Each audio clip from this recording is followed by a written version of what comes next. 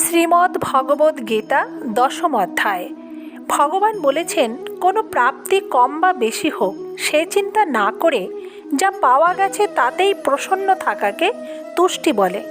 আন্তরিক প্রসন্নতা সহ শাস্ত্রীয় পদ্ধতিতে দেহ ইন্দ্রিয়কে কষ্ট দেওয়া এবং সহ্য করাকে তপ বলে।